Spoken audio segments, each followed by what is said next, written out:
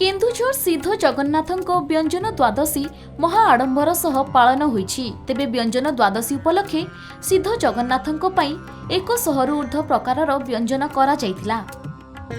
केन्दुझर पुराणा सहर स्थित सिद्ध जगन्नाथଙ୍କ मन्दिररे 2015 मसीहारे नवकळेबर परठारु व्यंजन द्वादशी पालन करा जाउछि। जिलार सर्वपुरातन एही मन्दिररे 100 रु ऊर्ध्व व्यंजन प्रस्तुत करा जाई सिद्ध जगन्नाथଙ୍କୁ अर्पण करा जाइथाय।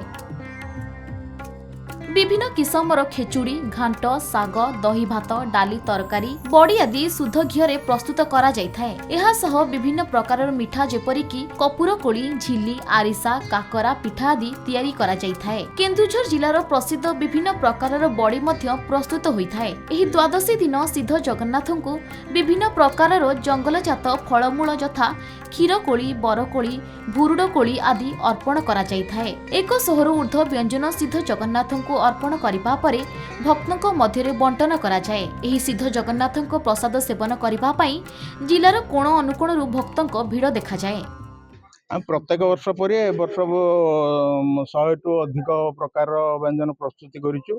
आमे 2015 रु आरंभ करिकि वर्तमान 10 वर्ष हो गला ताकू करि चलिछु।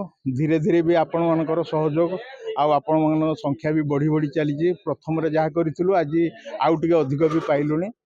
आउ टिके आपण माने हमकु जदि जनसाधारण हमकु आम जो सहरवासी साहाय्य करेंगे ताले आहु टिके भी भल भाव रे हेई परिबो। व्यंजन द्वादशी पुष मास शुक्ल पक्ष द्वादशी रे हुए। माँ यशोदा कृष्ण को व्यंजन प्रस्तुति करी आज बहुत प्रकार देथिले। किंतु श्रीक्षेत्र रे 2 गोटी मठरे हुए आउ बालेश्वर रे हुए। आमर केउंझर रे 2015 रु आमे जेतबळे ठाकुर को विग्रह परिवर्तन कलु सेटु गोटे मनरे आसिला जे आमे एठी ठाकुर व्यंजन प्रस्तुति करिवा व्यंजन द्वादशी। तेणु 2015 रु आमे करि आसु। केन्दुझरु मनोज घिसिंग रिपोर्ट, खबर ओडिशा।